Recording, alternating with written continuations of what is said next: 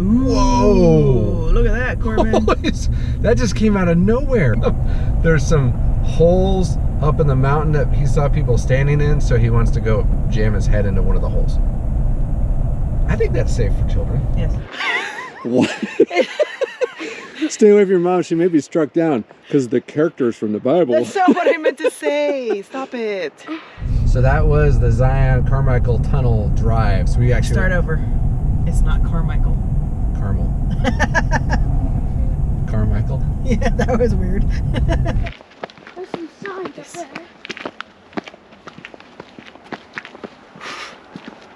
Way to work it, sister.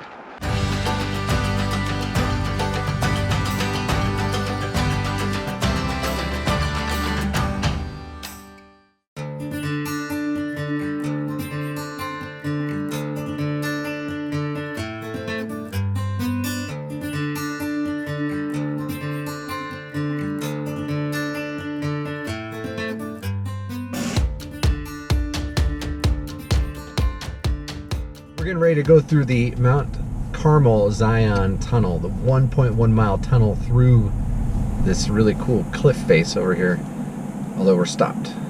I think it's one-way traffic. We're all waiting. I think he gets a radio, and once he gets the notification bell, we... Okay. Makes sense. So there's a limit, because it's a tunnel, obviously. So the height limit is 13 feet 1 inch. So do not think you're going to bring a trailer through here unless you've got something small.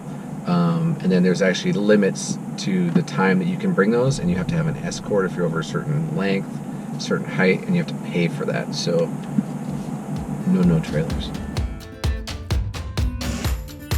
No stops in the tunnel. They probably don't want you to honk your horns in here either. No, I wouldn't. Wow.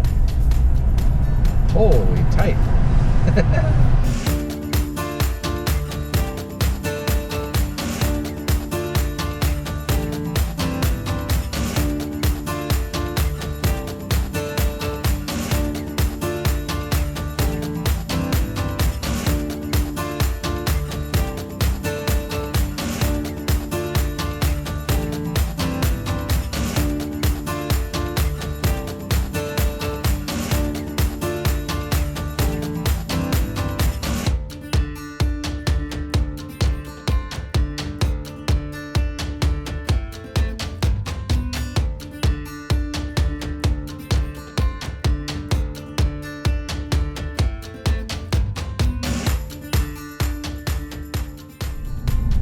Put in your mirrors. Is that what it said? No. Oh, come on. Look at this, is like a little baby tunnel. I knew one would just go through this little tiny one. Oh, I can't see. Ah! How the heck did you do that for that long? I used my lung power.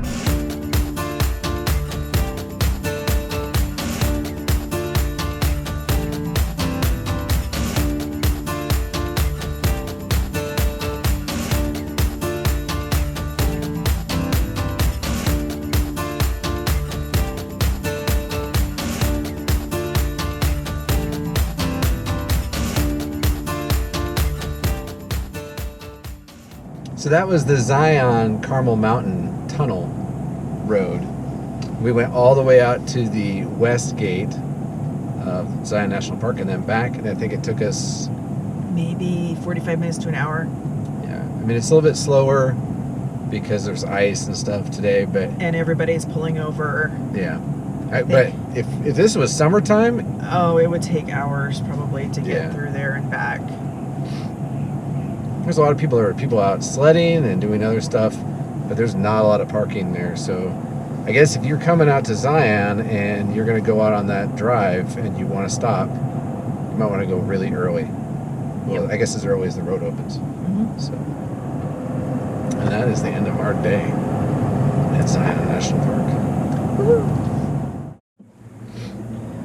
So this morning, late morning, we are taking the Kolob Canyons Scenic Drive. It's a 5-mile drive up into the Kolob Canyons. So if you are coming to Zion the fees here, just like every other national park, I mean, day passes and stuff like that, it kind of gets expensive. But if you get a pass, we both have VA disabilities, so we have I guess it looks like the handicap access, but so we have a lifetime pass. But you can get annual passes and lifetime passes, and they are really, really worth it. I mean, yeah, an annual pass if you're not, a military or senior citizen or whatever, $80 a year. And a lot of parks, $25, $35 to get in. You hit a couple of them, you've already made your money. I saw $70 on one of their signs, but I'm not sure if that was a weekly pass. That was to get the pass. That was to get. There you go. So, yeah. You gotta get the pass. Ooh, whoa! Look at that, Corbin. That just came out of nowhere. Look at that, Corbin. Did you see it? This is just the first corner. You pop around it and bam! It's like when you drive into Yosemite. Boom! Yeah. That's how I feel about this place right here. So this is all caused by the hurricane fault. So it came together and pushed up all the rocks, and that's how you got yourself a canyon. I don't get any of my information from reading. It's all just like knowledge that I have stored inside my brain. There was a sign at the visitor center. Maybe there was a sign, but I didn't read it. I felt it.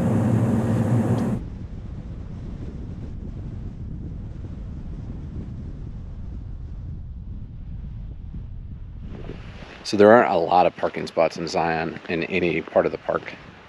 But obviously in the south area, they've got the shuttles and stuff during the summer months. Kolob, I don't know if they ever have shuttles.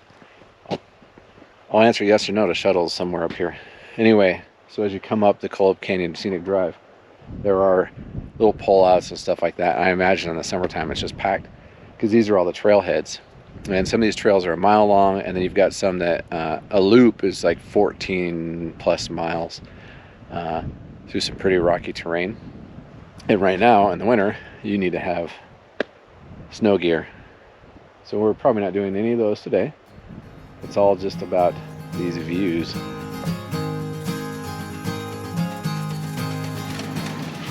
Little butt crack. Huh? I said there's a little butt crack right there. The old mountain crack. Geologists have wondered how the crack was formed. What do you think happened? You think that's just where the good Lord split it? Cool.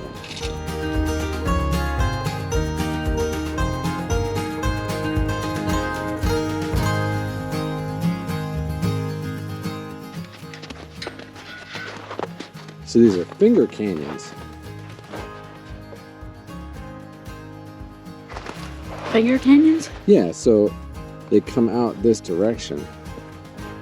You're kind of green and pale, yeah. Me? It's the reflection of the snow, so are you. Watch, Yeah, you're watch. both a little green. It's because this. Do a slow-mo. I'm gonna launch him into the snow. Okay, go. Is it on slow-mo? Sure. Dude, it needs to be a slow-mo. Get out slow-mo. Wow. Okay, let's see if I can find it. Mind-blowing adventure. All right, so we have done how many scenic drives? 1, 2, 3, like 4?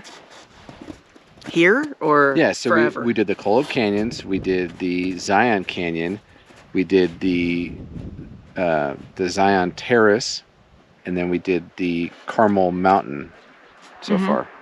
Out of all those, which one's your favorite? The Carmel Mountain. I think so too. This one's very pretty. When you come in, it's like, oh. And it's But- short and fast. Yeah. Like you turn a corner, you get to the point. Like, hey, this is beautiful. Carmel Mountain, it takes a while, but you have you have the windy road, you have the tunnel. Lots of different types of rock formations and Yeah. The Zion Terrace, which we couldn't make it all the way to the reservoir because of the snow, but the Zion Terrace one was great too. A little bit more wide open, a lot longer of a drive. So I guess there's a little something for everybody. But yeah, the Carmel Mountain, I think that's the one. And it's cold. We're gonna go.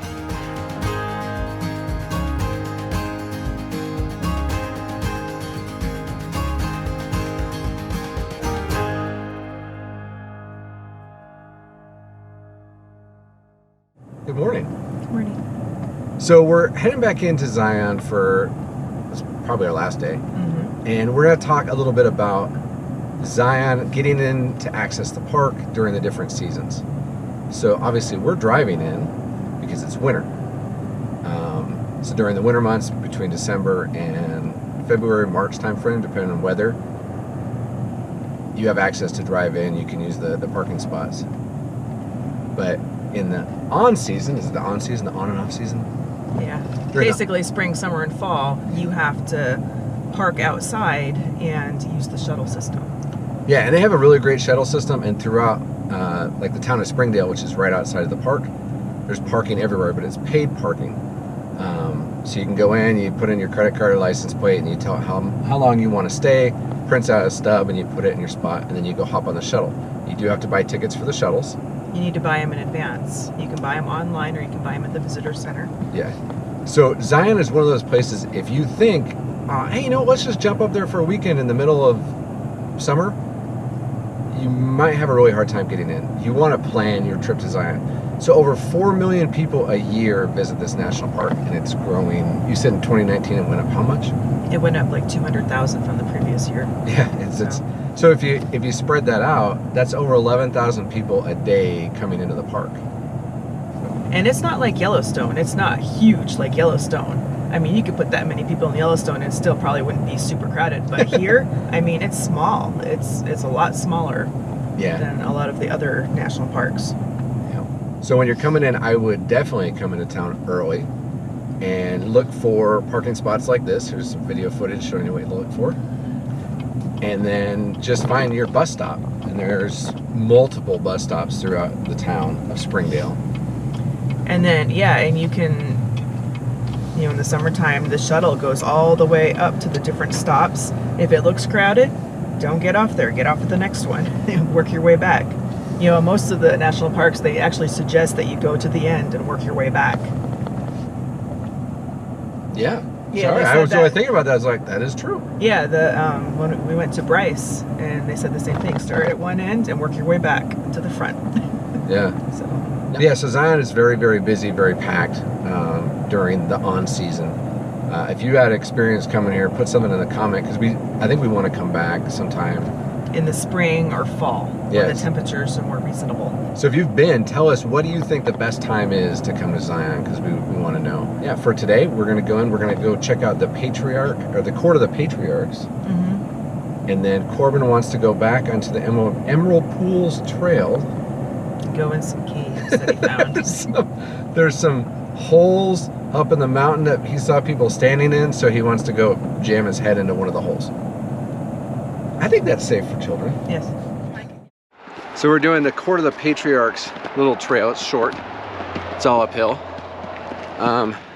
So funny thing, we were literally just telling you guys when to come. And when we went down to find that one spot for Corbin to jam his head in a hole down by the lodge, absolutely no parking. There's people everywhere because it's a Saturday. So we didn't do it. Where's today? Saturday. February 6th. And the shuttles start, I think next weekend, on the weekends. But anyway, no head in the hole for Corbin. We'll put that on the list for next time. Are you crying? No. I think you shed a tear. Wow, look at these. Those are some fine prickly pears. Big ones. Look at them go. This is the end. That's a very short trail. Well, there you go. Abraham, Isaac, Jacob. They are important characters in the Old Testament. Characters? What? Stay away from your mom. She may be struck down because the characters from the Bible. That's not what I meant to say. Stop it. Figures. Important figures. Oh boy. From the Old Testament. Mount Moriah Peak is that one. Isaac Peak is that one. And Jacob Peak is that one. It's named after. They were named by a Methodist minister.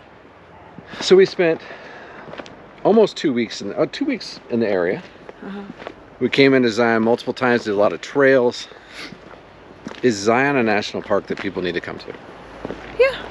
Yeah. It's very pretty. It's one you need to be prepared for and plan very well. Yeah. Sorry for the lighting. We're underneath some juniper trees and some juniper berries. Well, we're gonna close out our trip, and No running.